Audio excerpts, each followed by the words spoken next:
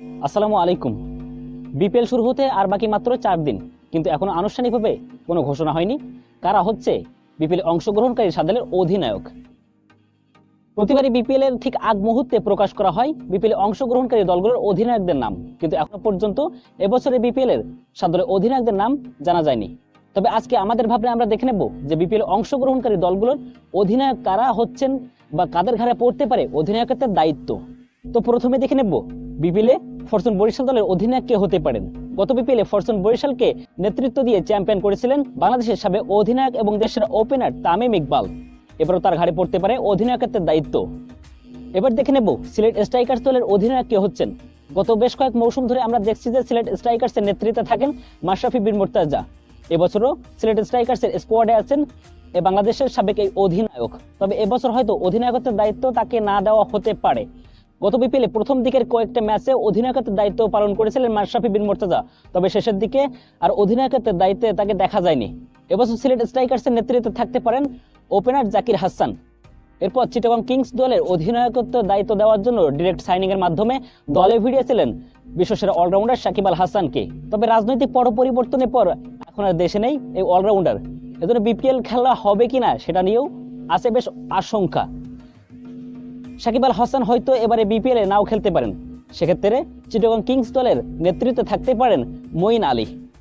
এরপর খুলনা টাইগার্সের নেতৃত্বে কে থাকবেন সেটা বিপিএল এর প্লেয়ার ড্রাফটের পরপরই কিছুটা আভাস পাওয়া গেছিল। এখন প্রায় নিশ্চিত যে খুলনা টাইগার্সের নেতৃত্বে থাকবেন মেহেদী হাসান মিরাজ। পূর্বে এই অলরাউন্ডারের অধিনায়কত্বের দায়িত্ব পালন করার অভিজ্ঞতা আছে, তাই আশা করা যায় মেহেদী হাসান মিরাজকে অধিনায়ক বানাবেন খুলনা টাইগার্স ফ্রাঞ্চাইজিটি। এরপর রংপুর রাইডার্স দলের অধিনায়কত্বের দায়িত্বে থাকবেন নুরুল হাসান সোহান। গত বিপিএল এ রংপুর রাইডার্সকে নেতৃত্ব দিয়ে সেমিফাইনাল পর্যন্ত নিয়ে গেছিলেন এই উইকেট কিপার ব্যাটার, এবং বেশ কয়েকদিন আগে ওয়েস্ট ইন্ডিজের গ্লোবাল সুপার লিগে রংপুর রাইডার্সকে নেতৃত্ব দিয়ে বিশ্ব মঞ্চে চ্যাম্পিয়ন করেন এই উইকেট কিপার ব্যাটার।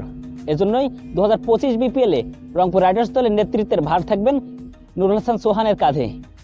এবারে বিপিএল এর নবাগত ফ্রাঞ্চাইজি দুর্বার রাজশাহীর নেতৃত্বে কে থাকবেন এটা নিয়ে রয়েছে অনেক জল্পনা কল্পনা।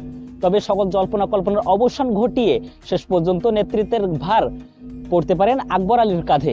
কারণ 2020 সালে আন্ডার-19 ওয়ার্ল্ড কাপে বাংলাদেশকে চ্যাম্পিয়ন করার জন্য বেশ ভূমিকা পালন করেন আকবর আলী।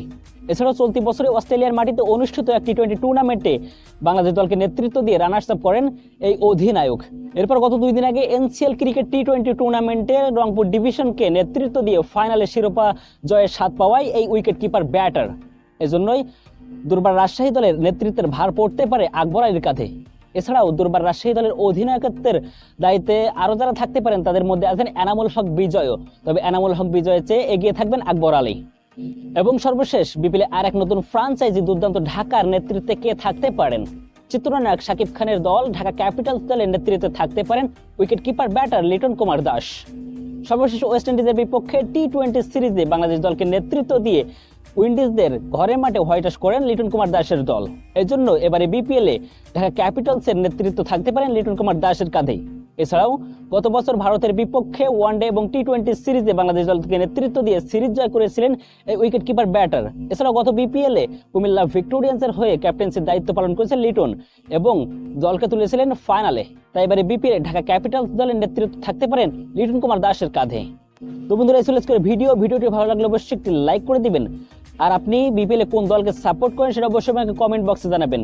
এবং আপনি যদি আমাদের চ্যানেলে নতুন দর্শক থাকেন তাহলে চ্যানেলটিকে অবশ্যই সাবস্ক্রাইব করে রাখুন, এবং যারা ফেসবুক পেজ থেকে দেখছেন তারা ফেসবুক পেজটিকে অবশ্যই ফলো দিয়ে রাখবেন। তো দেখা হবে পরবর্তীতে নতুন কোনো ভিডিওতে। ততক্ষণ পর্যন্ত ভালো থাকুন, সুস্থ থাকুন, আল্লাহ হাফেজ।